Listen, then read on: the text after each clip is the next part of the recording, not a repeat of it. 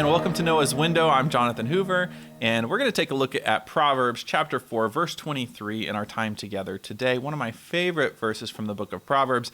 At the time that I filmed this video, we're in a series at New Spring called Going Pro Coached Up, and we're looking at this incredible life wisdom that is just crammed into the book of Proverbs.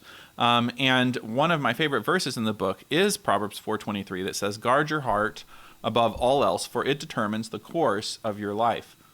And just as if you're going on a road trip, you want to be very specific about where you want to go, and you don't want to negotiate that away. Same thing is true for our lives. We want to know where, we want to have the end in mind. Where is it that I'm trying to go in life? And we don't want to negotiate that away.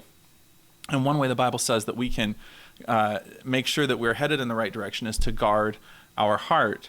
Now, I guard my home, so there are doors that are points of entry to my home, and those are all guarded with a lock. And the reason that they have locks on the doors, and the reason that I have doors in general, is to keep bad things out and to keep good things in, right? So I don't want somebody coming into my house and taking some of the good stuff that's in my house and taking it out and getting rid of it.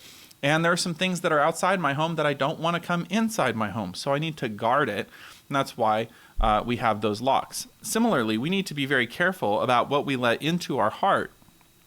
I know from studying psychology now for years that while it is true that a lot of us think that the things that we read and the things that we come across and maybe just the information that we're exposed to on a daily basis doesn't really impact us. I've heard people say, well, if I don't believe it, it doesn't really matter. I can be exposed to anything so long as I'm not mentally giving it credence, it doesn't really impact me. But we know from decades of research in psychology that actually it still does impact you. So we need to be very careful about that. We need to be a good gatekeeper for what ends up having access to our heart. And if you want a good grid for what we should be letting into our heart, Philippians chapter 4 is a great place to look for this. Philippians 4:8, Paul says, "And now, my dear brothers and sisters, one final thing." Now, when I used to read that passage as a kid, I used to think that one final thing was sort of like, ooh, I almost forgot to mention this, so I'm going to mention this right now. Actually, that's not at all what it means. Bible scholars tell us that in this case, this one final thing has the sort of feeling behind it of, and now the big thing, and now this, like really setting the stage for a very important overarching truth. And Paul says this, fix your thoughts. So our minds, our thoughts are really more like a thermostat and not a thermometer. Like we can adjust it, we can set it.